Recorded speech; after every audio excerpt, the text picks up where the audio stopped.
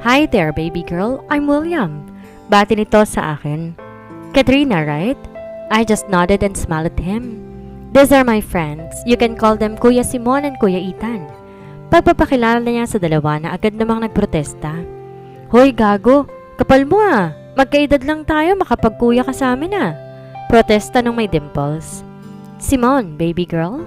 Inabot niya ang kamay niya para makipagkamay, pero hinawi ni Kuya. No shake hands for all of you. Ay, stricto si Kuya Zian. OA ka, dude. Natatawang sabat ng isang tinawag nilang Ethan. Kinunutan sila ng kili ni Kuya pero deadma ang mga ito. Nagbabatukan pa ang mga ito sa harap ni Mom na para mga bata, mga pasaway. Natatahimik silang tatlo na lumapit ang isa pang matangkad na lalaki na halos kasing strikto ang mukha kay Kuya. Kasama nito ang dalawa pang lalaki na siguro'y kaibigan din nila. Good evening, tita. Formal na bati nito kay Mom. I'm happy that Katrina is finally back home. Thank you, Henry. Ani Mom. Is your wife with you? Yes, tita. Wait. Lumingon to para kunin ang asawa niyang kausap ng crush ni Kuya. Di ko nakita ang mukha nito dahil nakatalikod. She is tall, slim, and morena. Babe, come! Pero hindi pa man niya to napakilala sa amin. Parang napako ang tingin ko sa kanyang mukha. I know her. Anzalu? Oh my gosh, I thought kamukha mo lang siya. But it's you. It's really you. Nakita ko may namumuong luha sa mga mata niya.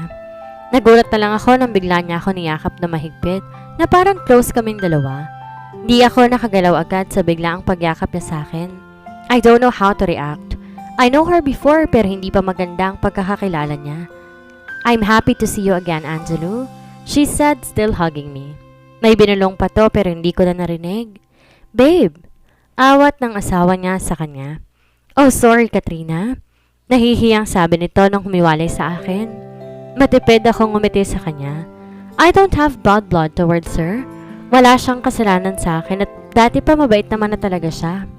She did not even treat me bad nung naninilbihan pa ako sa mga Contreras kahit natapunan pa ako ng juice yung damit niya. Tita, this is my wife, Sarah. Pakilala ni Henry sa kanya.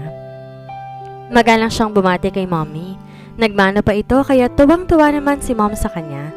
They exchanged pleasantries at tahimik lang ako nakatingin sa kanila. How did you know about my princess, Sarah? Maya-maya ay natanong ni Mom sa kanya. I saw her still for a while pero agad ding nakabawi. What a small world kung iisipin. She's my first ex-boyfriend's love. I met her before in the Contreras, Doktora. Simpleng sagot niya. I know that she is careful with her words. Maybe she also had an idea about me and Austin. Dahil alam kong magkaibigan pa rin naman ang mga ito kahit na nagkabalikan na sila na ang asawa niya ngayon. Di na lang ako sigurado kung alam din ba nito ang nangyari sa akin bago ko nawalan ng buhay niya sa kaibigan niya. Oh really? Kaya pala Angelo ang tawag mo sa kanya? Ani Mom. Nagpatuloy ang kwentuhan at kamustahan. Pinakilala din nila sa amin na kababatang kapatid ni Henry. But to my surprise, ito pala ang kasama ni Callie nung bumisita ang mga to sa mansyon ng mga Contreras. The usual talkative Callie and Derek seemed to quiet this moment dahil kahit silang tatlo lang ang ingay nila, para nagbago ata ang dalawa. Di ko na nakilala ang crush ni Kuya dahil bigla na lang tong nawala. Feeling ko hanggang ngayon hindi pa rin maayos silang dalawa ni Kuya. The boys were so loud except for Kuya and Henry. The rest, tasos boses lang nila ang dinig sa buong hall.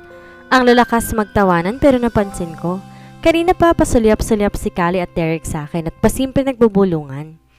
I was about to excuse myself para sana pumunta ng powder room, but the voice stopped me. Hi, Doktora, kamusta? I froze when I heard the familiar voice of a woman behind me. Nang tumingin ako kay Mom at kay Kuya, naging seryoso din ang anyo ng mga mukha nila. Pakiramdam ko biglang nagsiakyatan lahat ng dugo ko sa aking ulo pagkarinig ko sa boses niya. Pero kailangan kong kontrolin ang aking sarili, gaya na sinabi sa akin ni Kuya kanina. Kylene, Mom said in a low voice. Naramdaman ko naglakad to palapit sa amin. Kiniyom kong aking kamao para mapigilan ang galit na nagsisimulang lumukob sa aking katawan. Marahang hinawakan ni Kuya ang aking kamay para pakalmahin ako.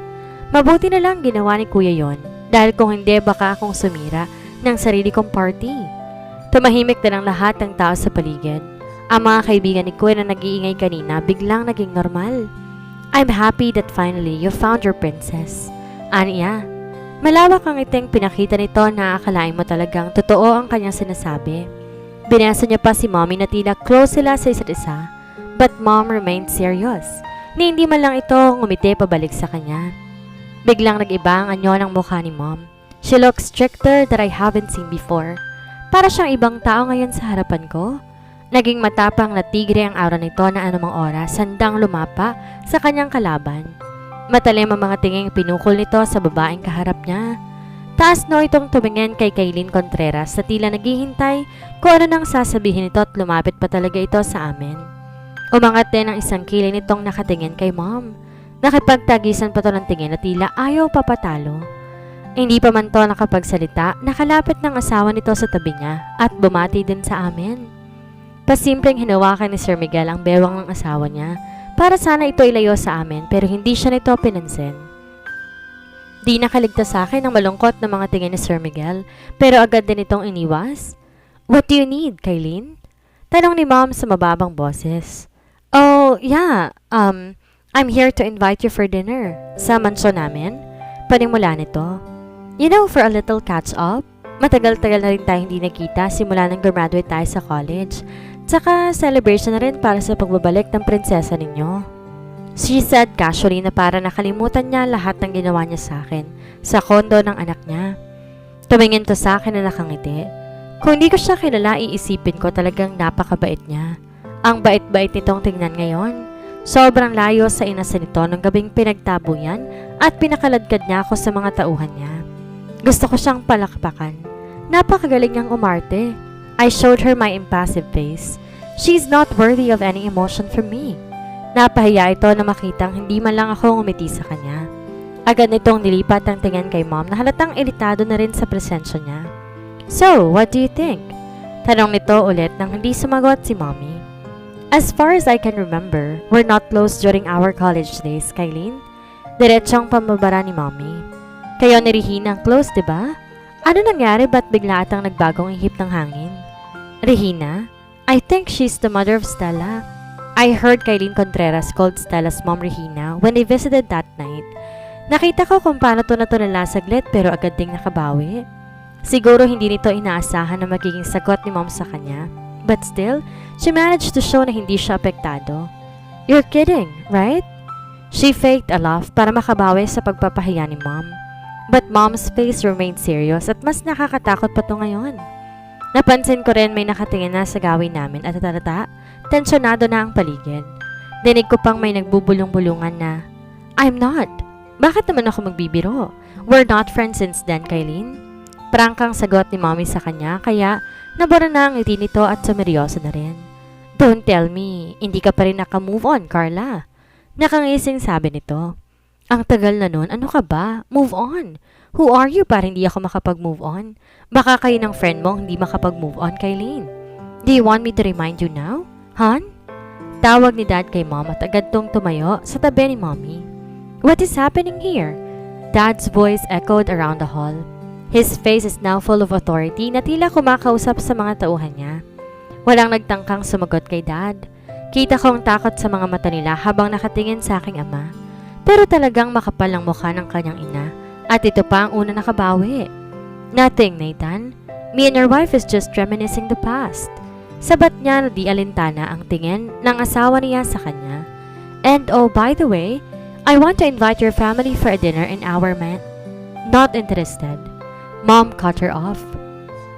You know what, Mrs. Contreras? I don't want to pretend that we're okay because we're not. I am not a hypocrite, so if you would mind, you may now leave. Tatalikod na sana si Mom pero natigil ito na makitang may papalapit sa amin. He just called my dad Nathan na parang close siya rito.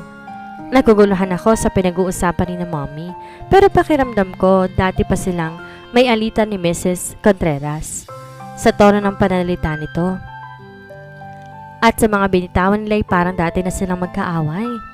Hindi ko alam kung anong pinaghuhugutan at pinaglalaroan ba ako ng tadhana dahil lumapit din sa mga magulang ni Stella.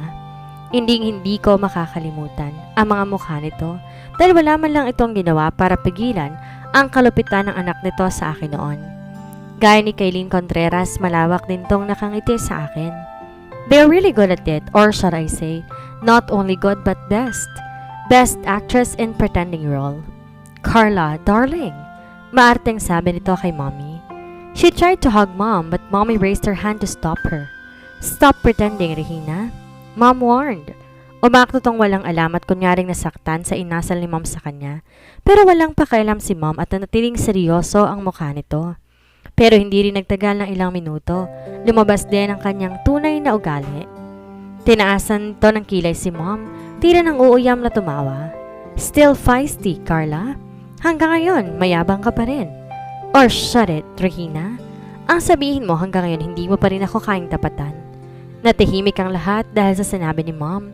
Pati yung ibang nag-uusap nalipat ang atensyon dito sa gawin namin. Why? Isn't it true? Kaya mo pinilit maging doktor ang anak mo para tapatan ako, di ba? But dear, sorry. I'm still on top. Ni hindi umabot sa kalingkingan ko ang anak mo. Nakangising sabi ni Mom sa kanya at kita ko na mumula ito sa galit.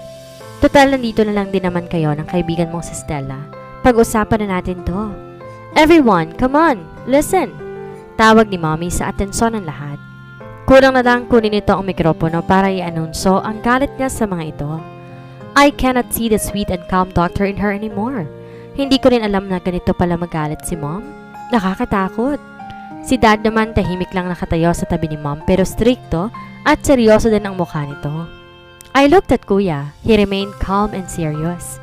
Pero alam kong nakapwesto ng security niya dahil nakita ko pumasok na ang iba sa loob. Ang mga kaibigan naman niya seryoso lang din nakamasid pero alam kong alerto ang mga ito. I saw Henry hold Sarah in front of her. Nagkatinginan pa kami ni Sarah at nakita ko dumaan ang lungkot sa mga mata niya at may namumuupang luha sa mga mata nito. Stop it, Carla. Mariing banta ng ina ni Stella pero halatang nagpapanik na. Nilibot ko ang tingin ko sa palibot para hanapin ko nasa ng anak niya pero hindi ko ito makita. Sa halip iba ang nakita ko. Malungkot si Austin na nakatingin sa akin pero hindi naman to nilapitan ng ina niya. Agad kong iniwas ang tingin ko sa kanya. I cannot let him affect me now. Tama na nagpakatanga ko sa kanya minsan. Wala siyang karapatan na ipakita sa akin. Parang siya pa nasasaktan dahil siya ang nang iwan sa akin. Ilang araw kong hinintay ang tawag ni Austin. Ilang araw akong umasa na babalik siya pero ngayon walang nangyari. Tinalikuran niya rin ako. Ayaw ko man magpa-apekto pero parang may karayom na tumutusok sa aking puso na makita ko ang malamlam at malungkot niyang mga mata kanina. Paano niya nagawang matulog sa gabi pagkatapos niyang kalimutan ang mga pangako niya sa akin? He promised to take care of me, to protect me, pero ano ang nangyari? Agad kong iniwinakse si Austin sa aking isipan. Ano pa man ang rason niya, tapos na ang lahat. Tanggap ko nang hanggang doon na lang ang lahat para sa amin. I am still young. The world is so big. Madami pa akong makikilala. Muli kong binalik ang atensyon ko kay Mom. But at the same time, nagmamasi din ako dahil baka biglang susulpot si Stella at pati si Mom sakta nito. Why, Regina? Are you afraid that these people will know that your daughter, Dr. Stella Lorenzo, almost killed my daughter? Nakita ko pa kung paano namutla na kung hindi pa naagapan ng asawa niya. Baka bumagsak na ito sa sahig. Relax, Regina. Ngayon ka pa ba ihimatayin? Nang sinaktan ng anak mo ang prinsesa ko at nang muntik na itong nalunod na himatay ka ba? Di ba hindi? Anong ginawa ninyo ng asawa mo? Di ba wala?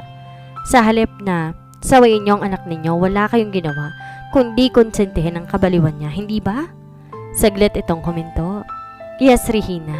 I know your daughter is insane and she needs medical attention pero ayaw ninyong tanggapin. Nakita kong umiiyak ng ina ni Stella pero patuloy pa rin si Mommy sa pagsasalita. Siguro ngayon lang nito nilabas ang galit ito sa pananakit nila sa akin. Pero wag kang mag-alala, Regina. Hindi lang ikaw may kasalanan sa anak ko. Nilipat nito ang tingin sa ina niya. Everyone, do you know that my daughter, Katrina Revilla known as Angelo Allende, worked as housemaid sa bahay ng mga Contreras? Napasingap ang lahat sa hindi inaasahang revelasyon ni Mommy. O Kaylin, cat got your tongue? Ani Mom at lumapit pa ito kay Kaylin. This is Madam Kaylin Contreras, amo ng anak ko na hinayaan Ang baliw na anak ng kaibigan niyang si Regina, nasakta ng aking Katrina. Hinayaan niya lang ang anak ng kaibigan niyang pagbuhatan ng kamay ang anak ko. Binugbog at sinakta ng paulit-ulit si Katrina, pero wala man lang itong ginawa para pigilan ang pagkabayolente ng anak ng best friend niya. Muntik pang mamatay ang anak ko sa pamamahay niya, pero walang pakialam si Madam Kaylin sa kanya. Dahil sabi niya, katulong lang naman daw ito, muchacha at isang hampas lupa. O diba friendship goal? Panguuyam ni Mom sa kanya pero hindi man lang ito gumante. Naging malakas na ang bulong-bulungan ng mga tao. May iba nga nagbe-video pa. Pero hindi lang yan. Hindi pa ito ng kontento at pinagtabuhay niyang anak ko para lumayo na ito sa nag-iisang anak niya. Dahil ang sinabi nito, hindi na babagay ang anak ko sa hamak na katulong lamang para sa tagapagmana niya. Stop, Carla! Saway ni Kaylin at Regina. Bakit? Nahihiya kayo sa ginawa ng anak ninyo? Bulyaw ni Mom. She is unstoppable. Dad is trying to calm her pero ayaw niyang papigil. Don't worry, Kaylin.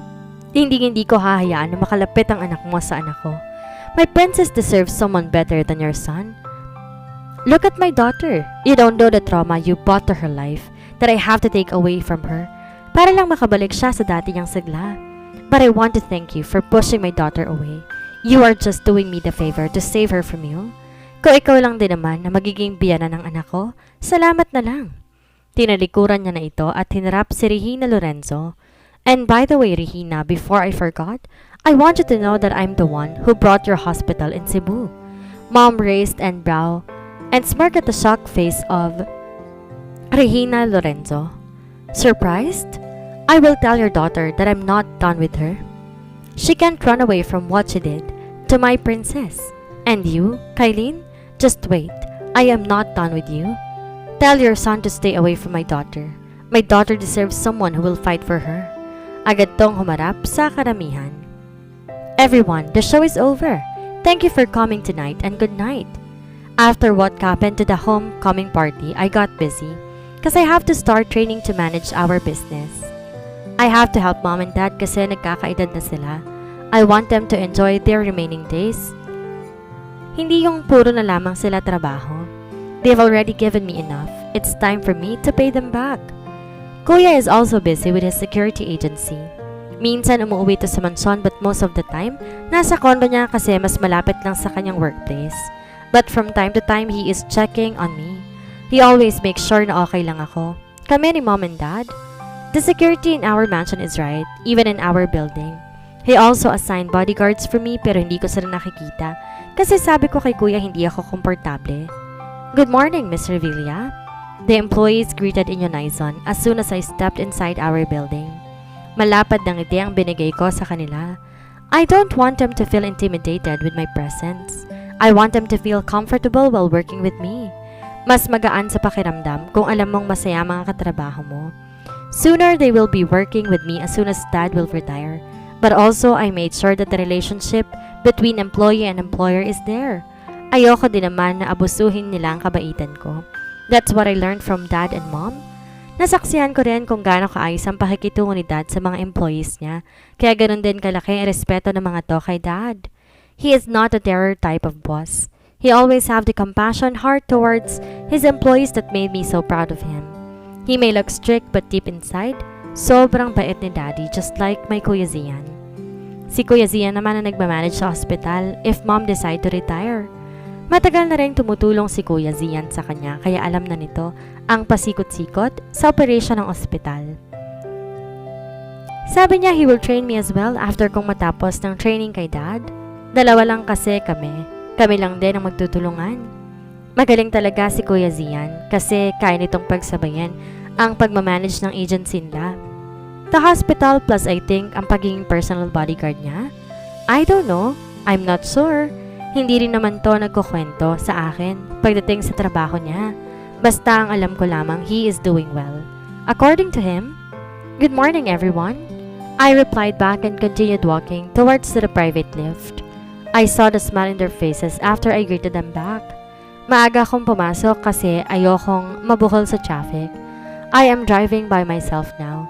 Natuto ako magmaneho nung nasa States pa ako. I want to be independent. Ayokong may driver kasi gusto ko mabilis akong makakaalis kung may pupuntahan man ako.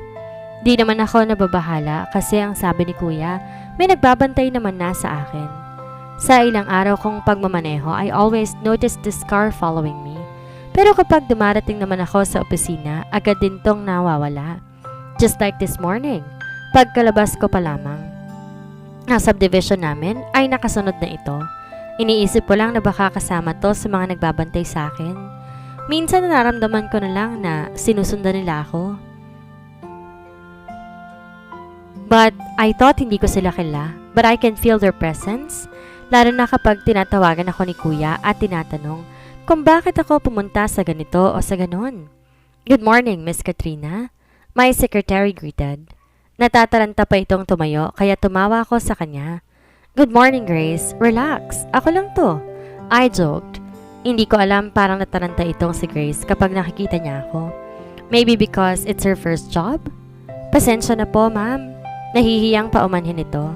I nodded and smiled at her. By the way, ma'am, may delivery po kayo? Naguguluhan akong tumingin sa kanya. This early? Ang aga naman yata ng delivery na yan. Umalis to sa pesto niya at kinuha ang bulaklak na ipinatong niya sa table ng may receiving area. Ito po, ma'am. May card pong nakaipit dyan. Oh, kanino kaya galing to? Sabi ko habang tinitingnan ang bouquet ng white tulips. May card ngang nakaipit. Thanks, Grace, I said bago pumasok sa loob ng receiving area. Doon ko na lang babasahin kung kanino galing sa opisina ko. The pain of your absence is sometimes too much to bear. I always pray for your happiness. May things get better soon. I miss you so much, baby. Muntik kong mabitawan ang bulaklak na hawak ko pagkatapos mabasa ang laman ng card.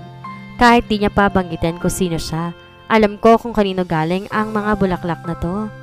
White tulips, ha? Mapakla akong ngumiti. How could he say those words na parang di niya ako tinalikuran? Biglang bumigat ang aking pakiramdam, pero hindi ako dapat magpa-apekto. It's too early to ruin my mood. So instead na mabad trip, tinawagan ko si Grace para ipakuha ang bulaklak sa opisina ko. Ma'am? Nagtatakang mukha ni Grace nang bumungad sa akin. I can see that she panicked again. Ganun ba talaga katapang ang anyo ko sa tuwing humaharap siya sa akin at para siyang natataranta? Grace, please take this flower. I remember may allergy pala ako. Baka bumalik? I lied. I saw the guilt in his eyes after hearing what I said. It's okay. It's not your fault. Just don't accept flowers next time, or if may makalusot man, itago mo na lang, okay? I said, trying to act normal, para hindi niya mahalata na nagsisinungaling lamang ako. I'm sorry, ma'am. Dali-dali kong kinuha ang bulaklak sa mesa ko. It's fine, Grace. After makalabas ni Grace, I called Gina to confirm na bakante ako mamayang gabi after work. Magkikita kami sa mall. Sabi ko sa kanya nang tumawag ako. If bakante si Nana at si Ate Lani at Ate Helen isama niya na rin. I asked Kuya Selp to get Gina's contact number. I want to see them, lalo na si Nana. I cannot forget how she treated me as her granddaughter na nagtatrabaho pa ako kasama nila. I can never forget good people. Good thing nakuha ni Kuya ang contact ni Gina. I don't know how he do it. Maybe connection or maybe Gab? Speaking of Gab, ang loko, bisi-bisihan ng peg. Akala niya naman di ko alam ang rason niya bakit siya umiiwas. At dito na po nagtatapos ang kabanata ng ating kwento. At sana'y muli niyo po akong samahan sa mga susunod pang kabanata. Maraming salamat po. Ingat po tayong lahat.